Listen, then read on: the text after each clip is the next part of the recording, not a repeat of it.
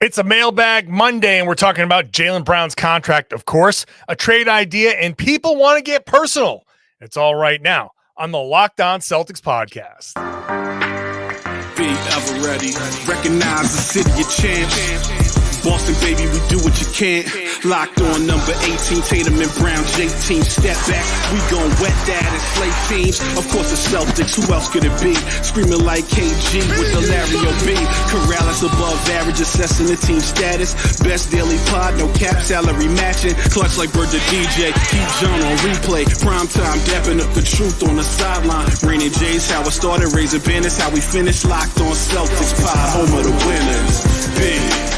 Hey there, welcome back to the Locked On Celtics podcast right here on the Locked On Podcast Network, where it's your team every Monday through Friday.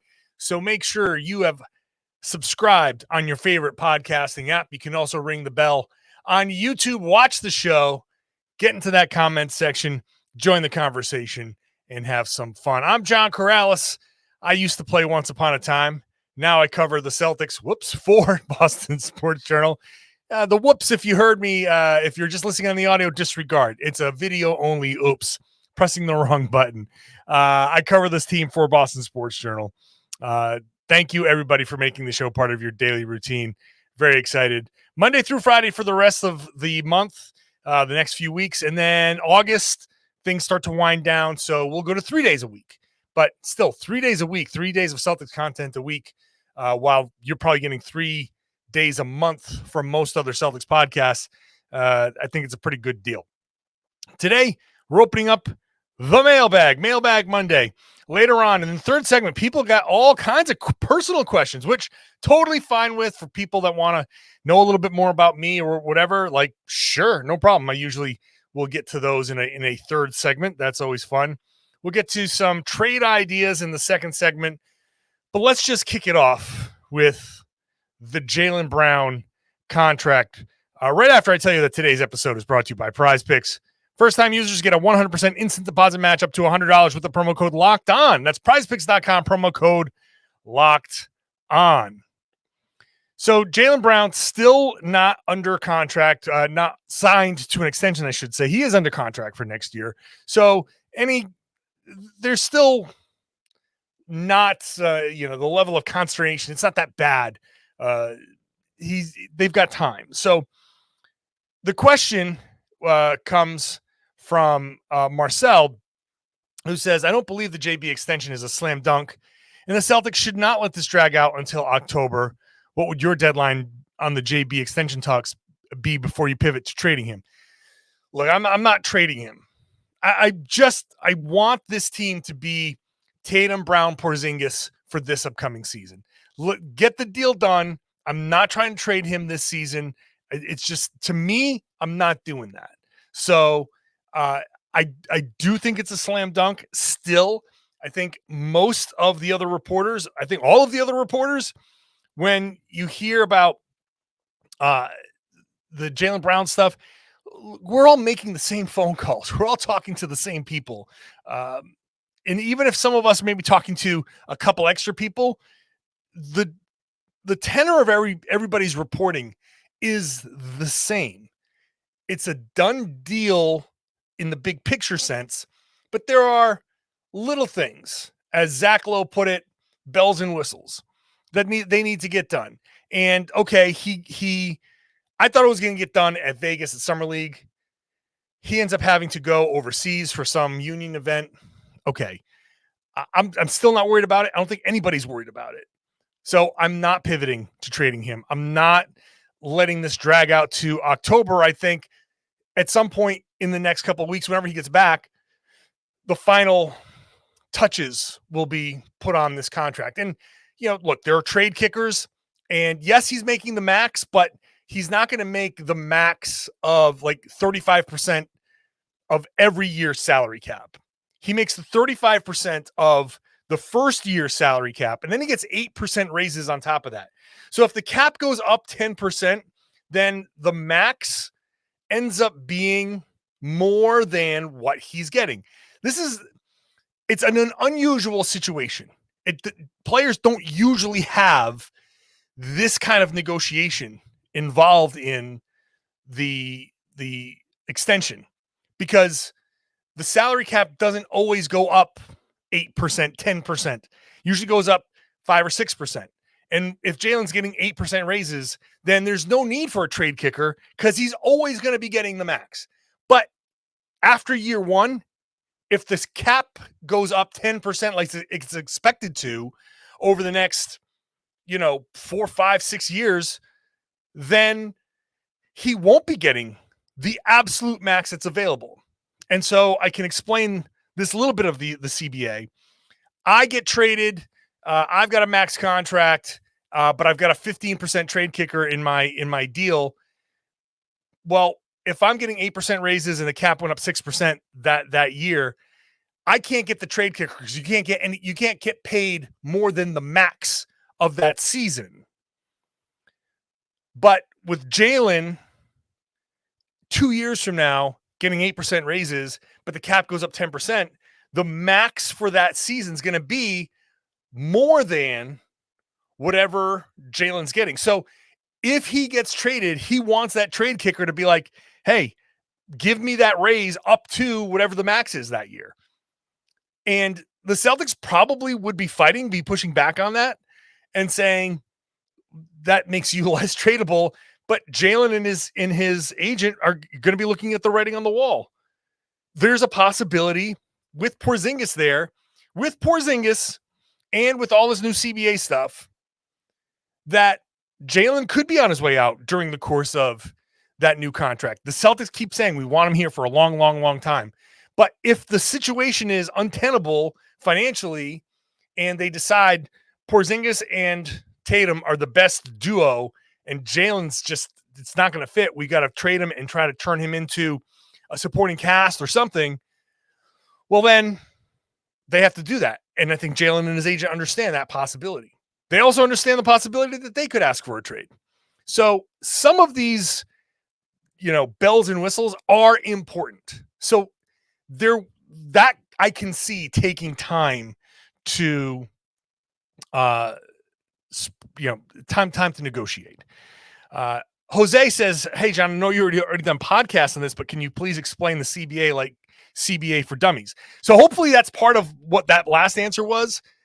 You understand that. Trade kicker is when you get traded, you have, I got traded. Here's a 15% trade kicker. That means you get a 15% raise. If I'm making, $10 million and nowhere near the max, I get traded and I've got a trade kicker in my contract, then I get a 15% raise when I get to the new team. So that's what the trade kicker is. The new CBA, to say CBA for dummies, I mean, that's how I know the deal. I know the deal in a CBA for dummies kind of sense. So, but all you need to know for why the Celtics are in this spot is there's the salary cap, there's a tax line, there's an apron, first apron, then there's a second apron. Okay. There's 4 lines: the cap, the tax, the apron, first apron, second apron. The Celtics are way over the cap. They're going to be over the tax. Once you're over the tax, you pay an increasing scale for every $5 million or so that you're over it. And if you are a repeater, which if you've paid it 3 out of the last 4 years, the tax, you get into a separate tax on top of that, which is much more punitive, much higher. So cap, tax, apron. First apron is if you use your full mid-level exception, you are that first apron becomes a hard cap. If you accept somebody via sign and trade, like Dallas with Grant Williams, they are hard capped at that first apron. The second apron is where the super tax, we call it the super tax line. That second apron is where if you're over that starting next summer, now that's we'll call it the Golden State rule, where you're over that line. Now you can't make a trade unless it's a 1-for-1 player and it's dollar for dollar. You cannot use any mid-level exception. You lose all of the exceptions. you basically lose all of the tools that you have to add to your team, except for minimums, draft picks, and trades that are 1-for-1. You can't take in more salary than you're sending out. You can't take in, you can't do a sign and trade. You can't sign and trade a guy out. You can't sign and trade a guy in. That's basically all you can do is trade 1-for-1, equal money, and sign minimum guys. That's it. That's CBA for dummies. That's kind of the basis for what you need to know. There is so much more, but that's where you start. Process that, and then we'll get into the advanced class next. All right, let's get into a question about Jordan Walsh. We'll do that next. Jordan Walsh and Jaylen Brown. First, let's talk to you about PrizePicks. PrizePicks is daily fantasy, made easy. Daily fantasy, done right. And it's the reason why it's daily fantasy done right is because it's not you against me. It's not you against experts. It's not you against some dude with an algorithm or high-powered computing. PrizePicks sets the projection. All right. You want to do when the NBA is back, Jayson Tatum points, they set it at 25. More, less. If you're right, you win. If you're wrong, you lose. The more you get right, the more you can win. You pick 2 to 6 players. If they score more or less than their projections, you can win up to 25 times your money. And you can do this with, I use basketball as the example, but you can do this with basically any sport you watch. Any sport you watch, you can participate in PrizePicks. So if you like something like European basketball or WNBA or soccer, anything that you watch, it's there. The best part here is the entries can be made in 60 seconds or less. The withdrawals when you win, safe, fast, secure, operational over 30 states and Canada. And if you're new, you can get 100% instant deposit match up to $100 with the promo code Locked On. So download that PrizePicks app or go to prizepicks.com to sign up and play daily fantasy sports. Deposit up to $100. You get up to $100, whatever that is. They match it exactly, but you have to enter the promo code Locked On at sign up for the instant deposit match of up to $100. I want to thank you for making Locked On Celtics your first listen every day. Come back tomorrow. We'll do a wrap-up of Summer League and other thoughts from Summer League. And obviously, we're watching for all the Jaylen news. So come back tomorrow. We're Monday through Friday, all week long, all month long, and before we go down to the 3 days per week. Let's get back into the mailbag. And I got a question about Jordan Walsh. We're talking about Summer League. And the question's from Vlad, who says, can training with or against Jordan Walsh help Jaylen Brown tighten and improve his handle? I guess when they train with Tatum against each other, Jaylen is a more lateral and physical defender, but sneaky defenders is where Jaylen has his most handle problems. I would think right now that if Jordan Walsh tried to cover Jaylen Brown would just cook him, demolish him, just smoke him. I want to set that expectation right now. Jordan Walsh is going to come in and be a very good defender. And I want to see him defend Jaylen Brown. I want to see him defend Jayson Tatum because they are going to roast him. And he'll learn from that. And it won't take long for him to be bothersome. I mean, he will be bothersome with his long arms and his laterals, quickness and all of that stuff. But also understand that Jaylen did practice against Marcus Smart, Defensive Player of the Year. He's practiced against some of the best defenders in the league, right? He's practiced against Derek White, who was an All-NBA defender, all defensive team defender. He's practiced against some elite guys, and he's gone up against some elite defenders. I don't think Jordan Walsh is going to be the guy that helps him improve his handle. He needs to, and look, I'm going to give Jaylen the benefit of the doubt. He did have that wrist injury, and I think that did set him back a little bit. I think this summer is going to be a good summer. Let's see where he goes with the ball handling. But I answer that question because I want to make sure that people understand Jordan Walsh is a rookie, end of the second round type of guy. He's not going to come in and start locking people down. He's not strong enough, but he will make some plays. But he's going to get roasted right away. Let's get to the next question here, which is also a zone, a question coming out of Summer League. Zone defense. I have done a podcast about this, but Farhad wants to know, do you think the Celtics will actually go zone during the season with all that length? They have the zone that can be really effective if they focus on it. I did a whole podcast on it. If you want to go back, scroll back through and listen to that, because I laid out the case for them going zone, and I think it can be very effective. I will repeat myself here, though, in part of the answer. They don't do things for no reason in Summer League. There is a plan.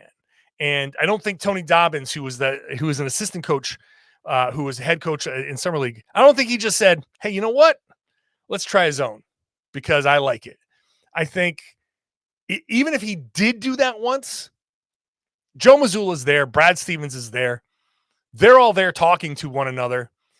They're not going to go out there and play a defense and put Jordan Walsh and J.D. Davison and Justin Champagnie and all of the other guys that might contribute to the Celtics. They're not going to have them play a defense that doesn't make any sense, that they're not going to play during the regular season. It doesn't make sense to waste their time. Why are you learning zone principles if you're not going to play a zone?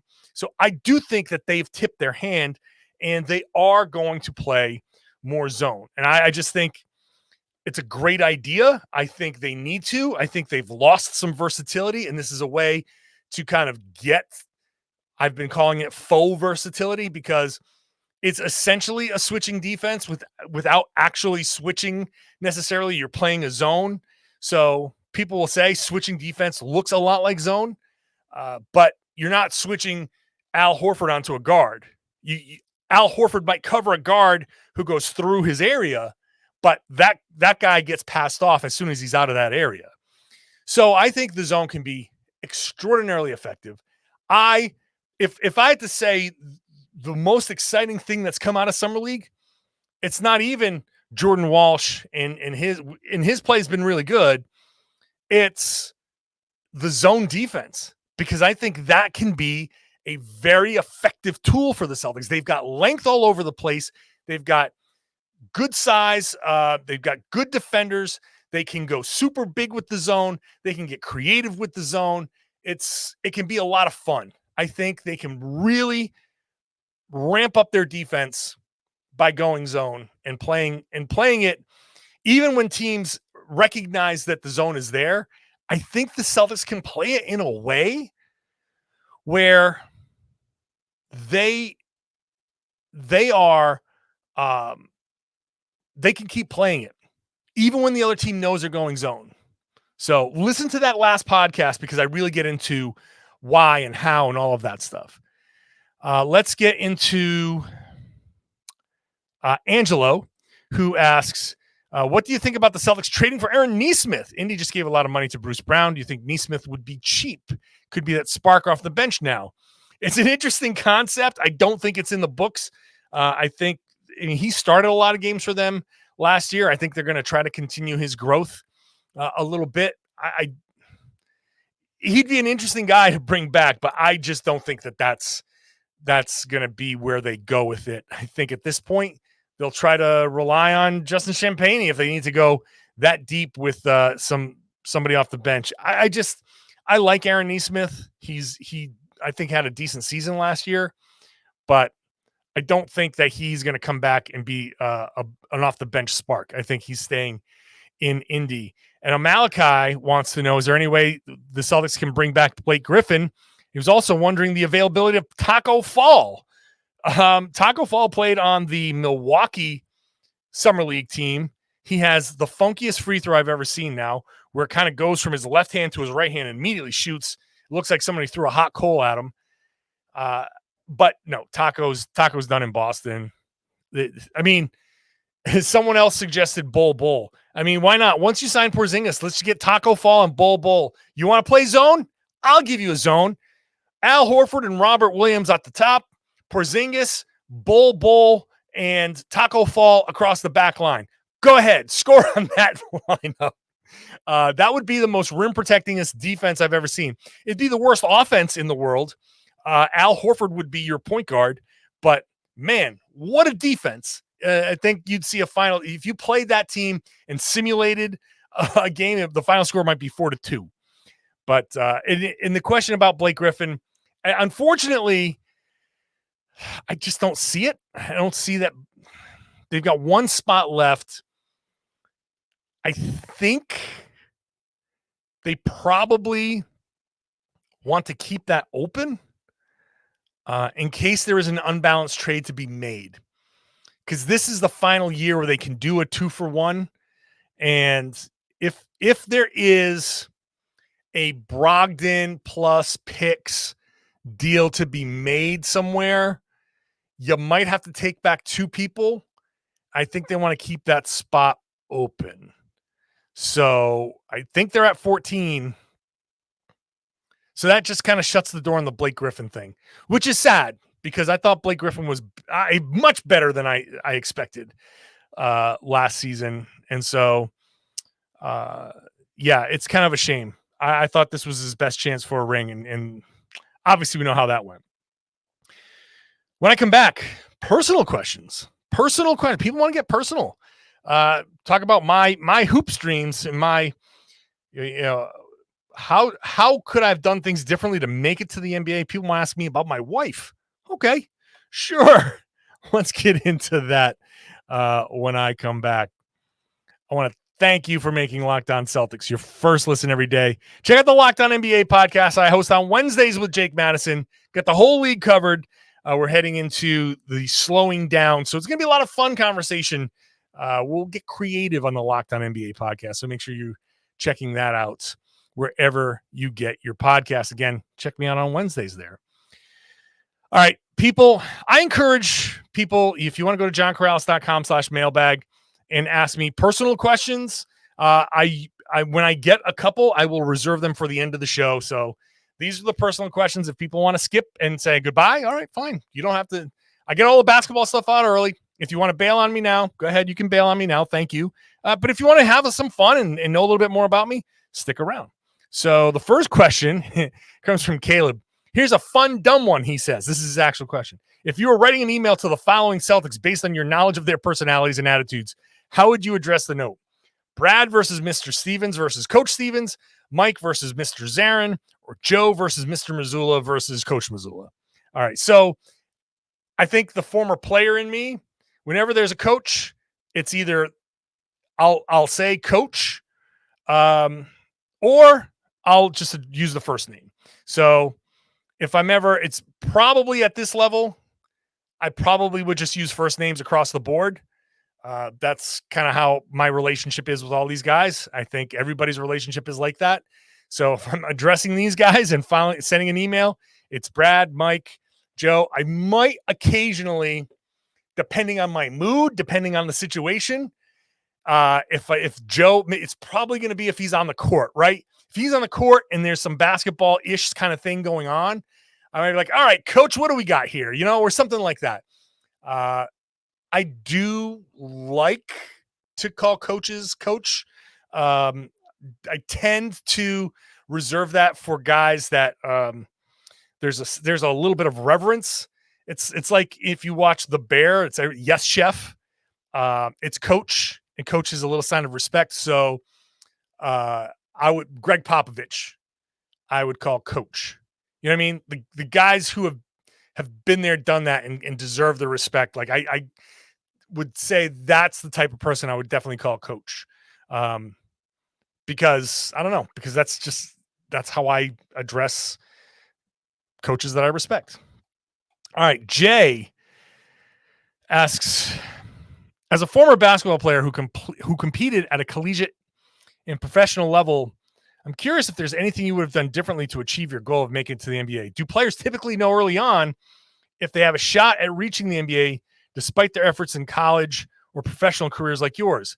I'm also interested in understanding how players gauge when or how to pursue other avenues in their basketball journey. All right, I love this question Not because of me, because I want to stress how freaking impossible it is to make the NBA, right? So I played professionally overseas, did not have a long career. It was a very short career. Because I got hurt. I tore a quad and I hurt my back.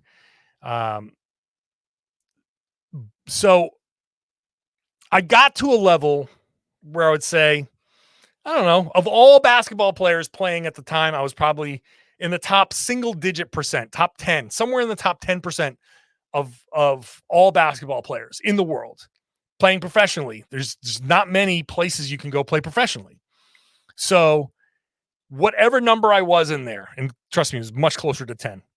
The distance between me and the NBA is as great as me and behind me, like guys who couldn't make it in college, right? Like that. I want to stress that that's how far away I was. What would it have taken for me to make the NBA? So much of it is luck, circumstance, and, genetics, right?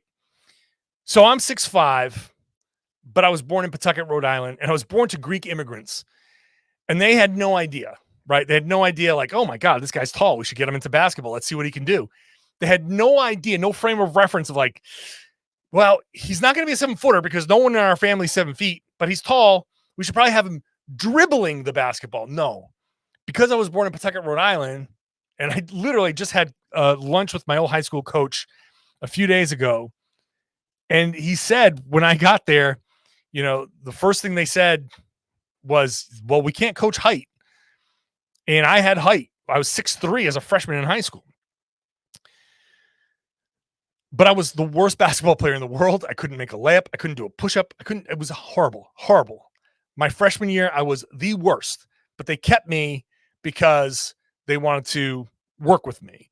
And I did a lot of work. I worked with the coaches. I went to the Providence College basketball camps. I worked with the Providence College Friars. I worked with guys like Jacek Duda, who any of the old Providence, I worked out against Division I college guys when I was in high school to get myself better. But I was at 6'3", 6'4", as I grew through high school, I was always a big man. So my path towards being a good basketball player was always playing the post, especially in the 80s and early 90s. I was a post player, which was great. I was terrible my freshman year. I was terrible my sophomore year. My junior year, I was okay, but we were on a stacked team. My senior year, I finally blossomed. I scored like almost 600 points. I averaged like 26 and 14 my senior year. But I did it as a big man, and certainly not getting attention from Division I as a 6'4" big man. That was never going to happen. I got mild. When I say mild, I mean the mildest interest from Division II. I could have worked and gone Division II. I ended up going to Division III because at that point I knew. I was like, well, if I'm not a Division I player, when you get to this question, at one point you gauge, when to pursue other avenues. This was it. Could I have gone to a better Division III school? I went to Emerson College, which the program we built into a good program, but it wasn't great when we got there. I was recruited at the top 2 Division III schools in New England, which at that point were Wheaton and Eastern Connecticut State. I could have gone D2. I knew I had the talent to do it, but D2, what was that going to get me? Wasn't going to get me anywhere. So I realized pretty early on, like, you know what? I'm going to go to Emerson College. I'm going to pursue journalism. I'm going to pursue television. I'm going to pursue all that stuff. And that's where I just said, hey, this is it. This was it. And I wanted to play basketball. I wanted to do my work. I wanted to prepare myself for a career. And I had no dreams of going pro at all. I was just playing ball and doing my TV work. And the pro thing happened very late and very surprisingly, actually. And so what could I have done differently? I couldn't have done anything differently. What would it have taken for me to make the NBA? I would have probably had to have been born in Brooklyn, where a guy my size would be dribbling a basketball and I would have been a point guard. Because at 6'5", I'm Marcus Smart size. Like Marcus Smart and I look at each other eye to eye. I would have to be that size. I had good quickness. I had good speed. I had good jumping ability. But I couldn't dribble because I never dribbled when I was growing up. I would have had to dribble. I would have had to been like put in like a karate class or a ballet class when I was young to get my coordination to help kind of spur along my footwork and stuff like that so I could move and spin and do all that stuff. I would have had to have had coaches early on developing me into a guard and have me working on guard skills. And even then, I don't even know, even if I had started out as a guard from when I was really, really young and gone through all of the guard skills and everything like that, and gone up against the best of the best and grown into a 6'5" point guard, I would have had, now at that point, I would have had NBA size. If I was a 6'5" point guard, I would have had NBA size. The question at that point was, would I have had the NBA speed and strength and all that stuff? I don't think there was ever going to be a chance for me, considering my fast twitch fibers and my mentality. To be honest with you, like I don't process the game in real time the way NBA players do. I process the game in significantly slower time. I have to watch things over and over again.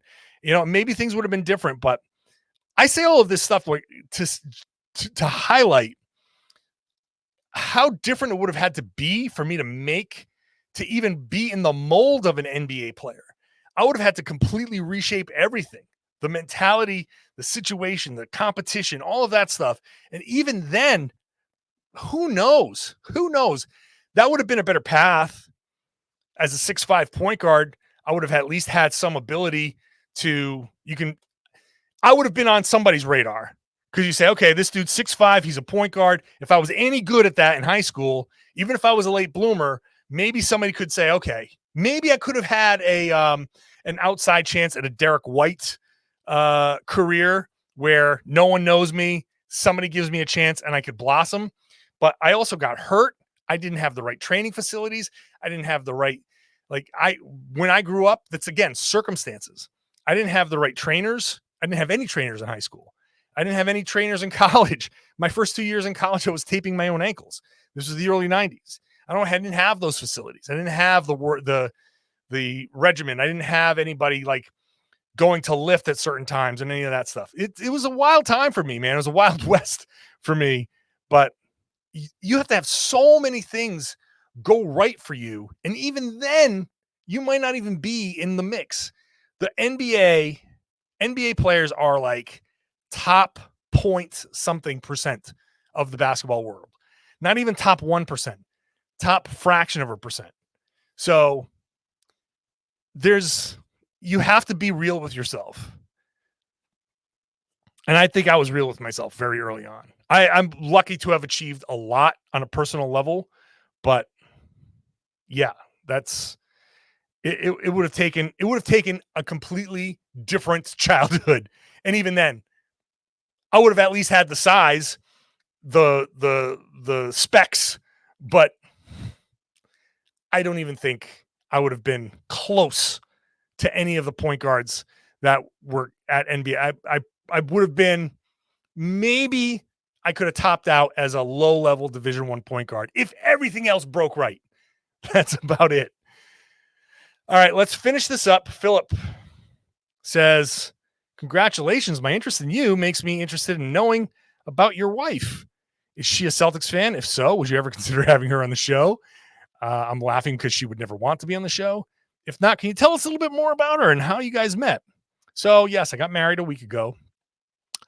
My wife is a Celtics fan. She is a basketball fan. She would never want to be on the show. She has no interest in being on the show. But we met way back in the mid 90s when I was working during college and she was working during college. We both worked at the same bar in Providence. I was bouncing. She was a waitress. We knew each other then. We never could quite get everything together. Never quite had everything mesh as far as getting together back then. We drifted apart, and a few years ago, we both got out of long relationships and kind of stumbled onto each other through she actually saw the podcast. Somehow the podcast came across her Instagram feed, and we started talking again, and there it is. It's kind of a nice little story of us getting kind of reconnecting after going our separate ways for 25, 30 years or so. And we reconnected, and it was like, oh yeah, I remember you. You're awesome. And that's it. That's basically the short version of me, my wife, and how we got together. She is very supportive of my crazy NBA hours. She does make it to some Celtics games from time to time. And yeah, but you'll never see her on the show. You'll never see her in the comments. You'll never see her. And she's just going to very happily stand in the background because that's how she wants it. And I respect that. So, but thank you for the question. Thank you all for the congratulations. I saw them last week and last Monday's show. So thank you all very much. I'm very excited. And that's that. I spent way too long on the personal questions, but hey, sometimes when a guy like me likes to hear the sound of my own voice, that's what you get. Thank you so much for listening. Thank you for submitting the questions. JohnKaralis.com/mailbag. JohnKaralis.com/mailbag. Every Monday, we're doing Mailbag Monday in case, or unless something else comes up. So keep the questions coming. Got plenty of them. We'll try to do more. If I have to do more than one day a week, I'll do more mailbags, but send in the questions because that helps me get through the off season, Monday through Friday for the rest of the week, for the rest of the month, I should say. Then August and the first few weeks in September, it's 3 days a week. Then at the end of September, we're back to 5 days a week because that's media day and we're back. Season's going to be back before you know it. So thanks for listening. Thanks for watching. And all you everydayers, thank you for sharing the podcast. Tell your friends, tell everybody they should be listening to and watching the Locked On Celtics podcast right here on the Locked On Podcast Network, your team every day.